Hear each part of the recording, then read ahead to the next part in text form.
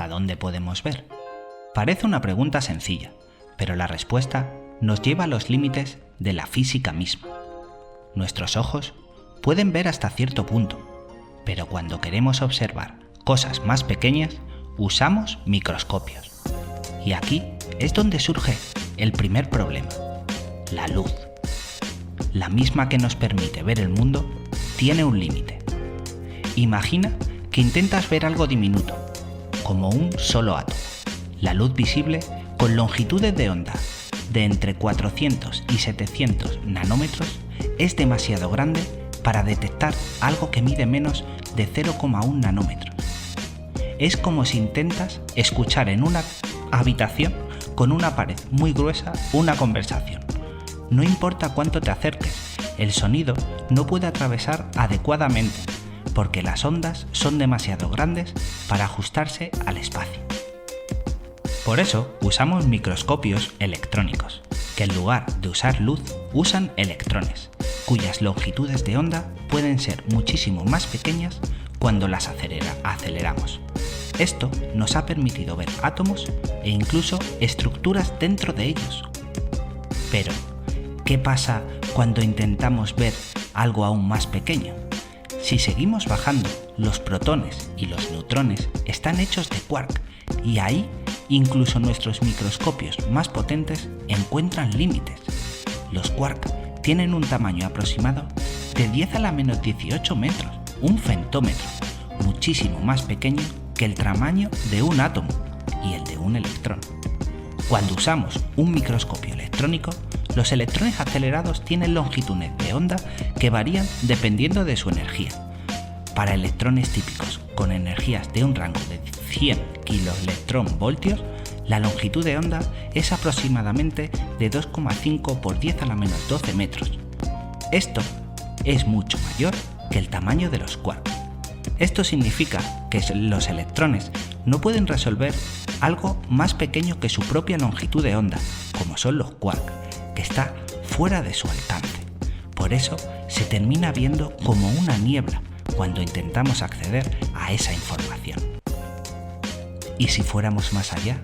Aún más allá, hasta el nivel más fundamental de la realidad, llegaríamos a la escala de Planck, donde el espacio mismo podría no ser continuo, sino discreto, como una pantalla de píxeles indivisibles.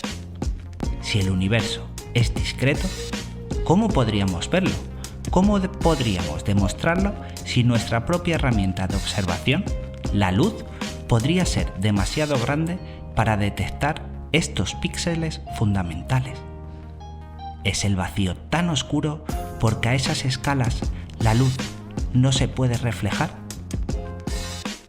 Bienvenidos a un viaje donde exploraremos los límites de nuestra realidad y lo que la física nos dice sobre el mundo más pequeño imaginable.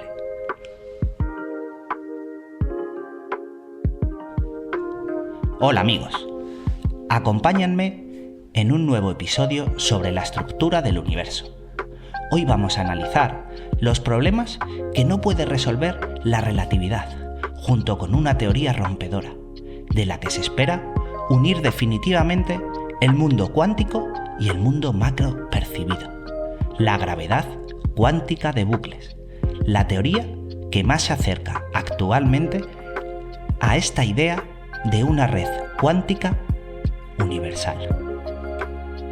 Pero antes, veamos por qué necesitamos cambiar nuestra cosmología a través de los problemas de nuestra visión actual del universo, atrapado en el relativismo. Desde siempre hemos imaginado el universo como algo suave y continuo. Desde Newton hasta Einstein, el tiempo y el espacio se han visto como un lienzo infinito donde todo ocurre, de manera predecible y determinista. Piensan que conociendo todas las variables pueden realizar cualquier predicción. Pero ahora sabemos que la realidad no es así.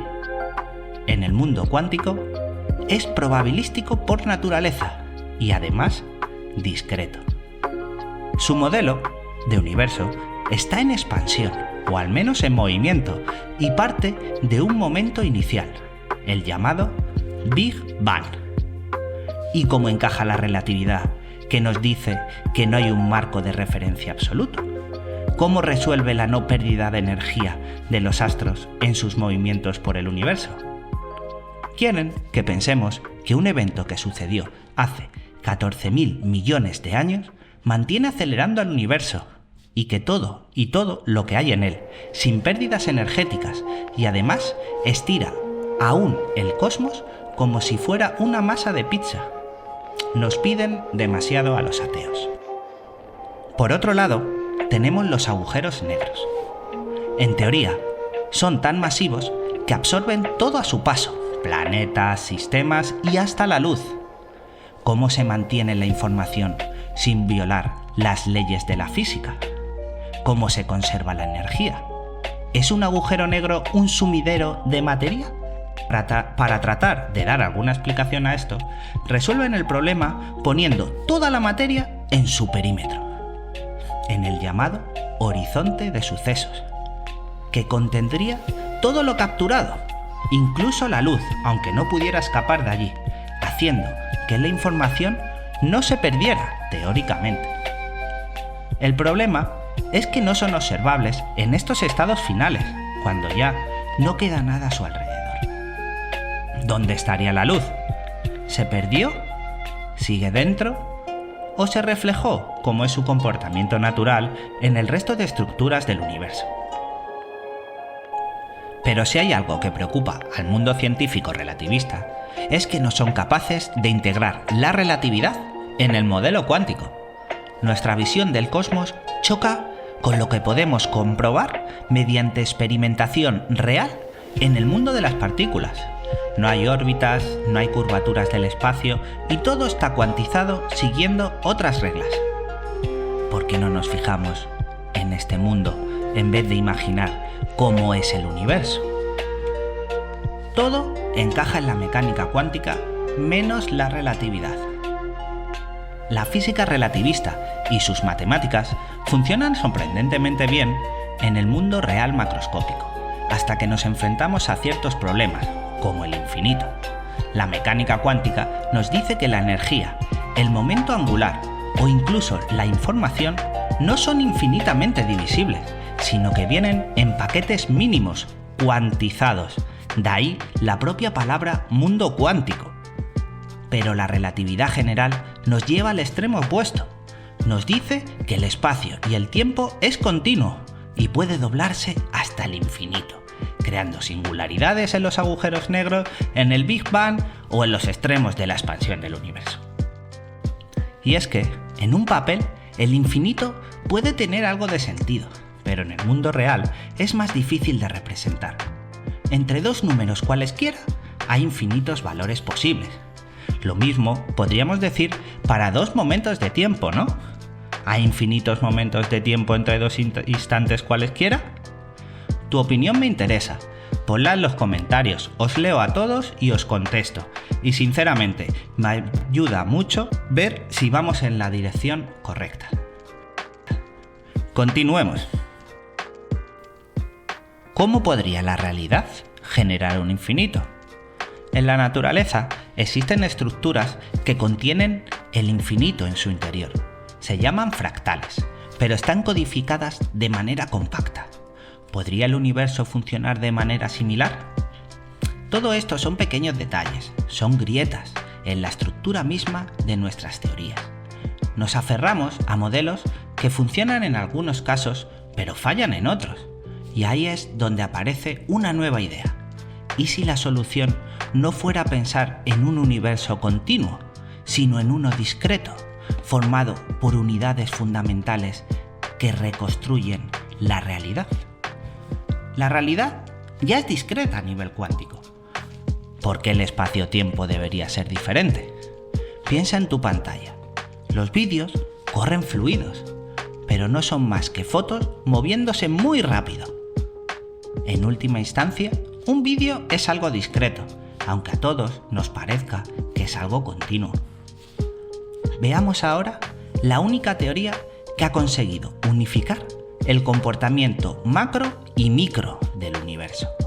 Acompáñenme y descubramos la teoría del éter cuántico, un mundo entrelazado por una red elástica que contendría toda la información interconectada y accesible desde cualquier punto dentro de la red, pero que además formaría las partículas fundamentales. Y recuerda, suscríbete si aún no lo estás, para no perderte mi próximo capítulo, donde intentaremos establecer las reglas básicas que tendría este Internet cuántico y lo enlazaremos con lo que ya sabemos de las partículas subatómicas, estableciendo paralelismos. Y ahora continuemos con la teoría cuántica de bucles.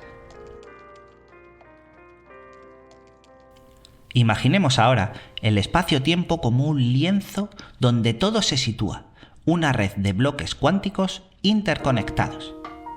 Ya no hay espacio infinitamente divisible, ni singularidades imposibles, sino una estructura discreta con unidades fundamentales que podrían ser la clave para unificar la física.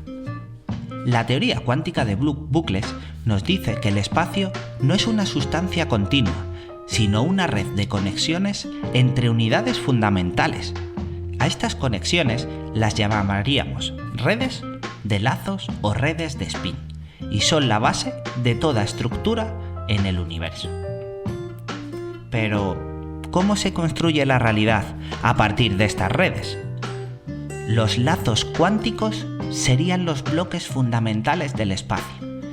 En este modelo, el espacio no es un vacío donde ocurren las cosas, sino que está compuesto de conexiones entre pequeños nodos. Cada nodo representa un punto en la red del espacio, y las líneas que lo unen describe cómo serían estos puntos de interacción. A esta estructura la llamamos red de spin o gravedad estirar. Sería el nivel fundamental, y aunque ahora hablaremos más extensamente de esto, estará basada en la constante de Planck, que establece la escala en la que ocurren los efectos cuánticos, un número muy pequeño que tiene 34 ceros. Continuemos. El espacio crece y se pliega. Imagina una tela hecha con hilos entrelazados. Si estiramos alguno de los hilos, la tela se tensa en ciertos puntos y se afloja en otros. Lo mismo ocurre con esta red de lazos. Las conexiones pueden estirarse, comprimirse o reorganizarse, y a esto es lo que nosotros percibimos como la geometría del espacio. Cuando la red cambia, la distancia entre los puntos del universo cambia con ella. Sería la estructura que sustenta el mundo de las partículas. Pero, ¿cómo aparecen las partículas? Si en el espacio es solo una red de conexiones, entonces, ¿cómo se forman las partículas? En la teoría cuántica de bucles, las partículas fundamentales, como los electrones y los quarks, no son objetos sólidos, sino patrones estables dentro de la red. Son como remolinos de agua o nudos en una cuerda, estructuras persistentes en un medio en constante movimiento. Cada partícula está definida por la manera en la que los lazos se entrelazan y vibran. Es decir, el electrón no es una bolita flotando en el espacio, sino una configuración de la red de lazos con propiedades muy precisas. Cuando los lazos cambian de estado, la partícula puede moverse o transformarse en otra. Estas vibraciones es lo que hacen tan difícil de ver, por ejemplo, el movimiento de un electrón dentro de un átomo.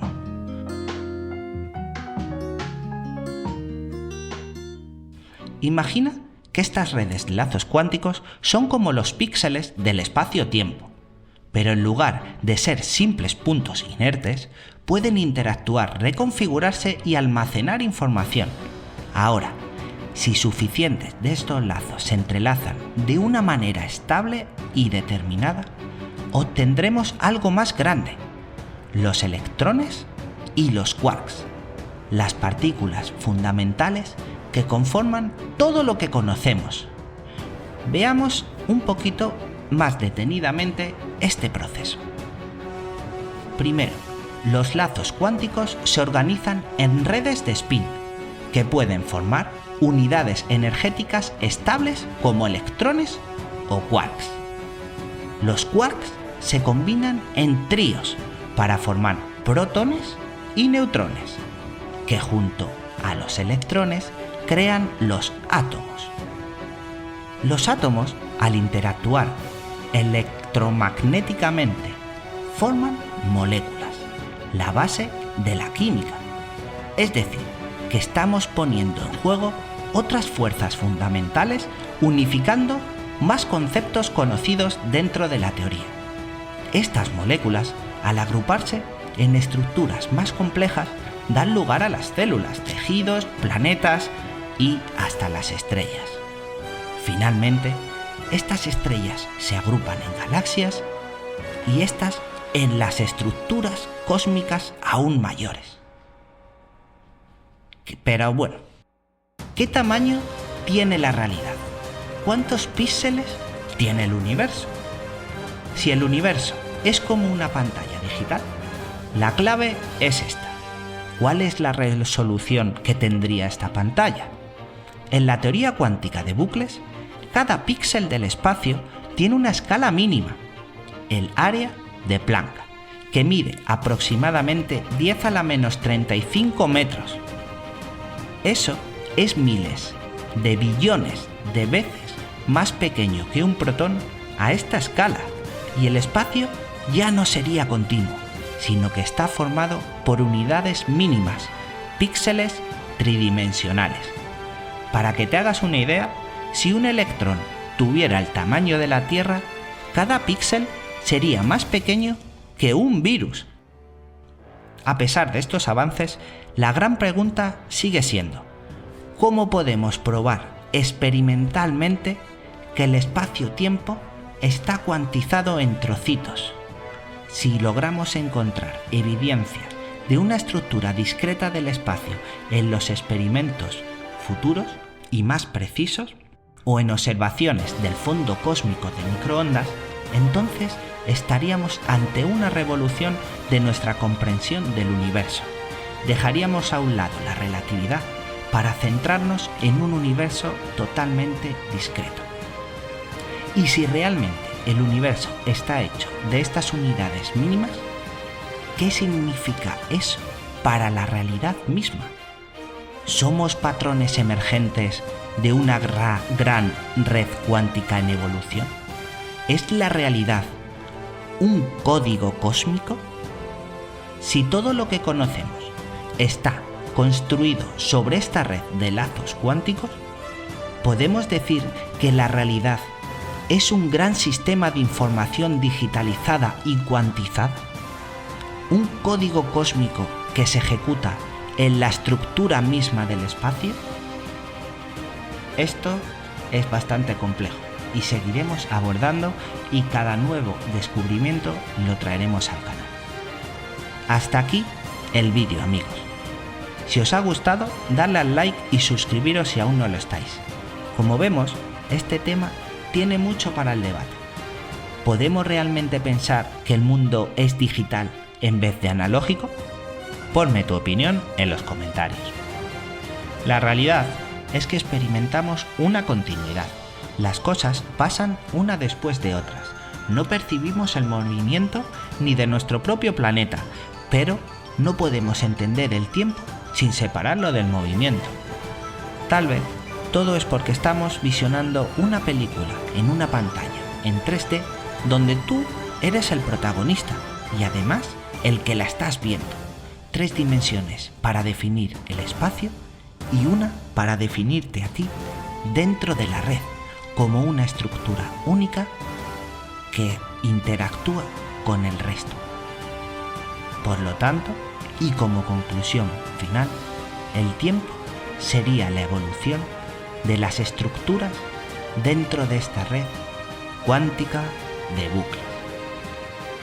Nos vemos en el próximo vídeo. Un abrazo y paz para todos.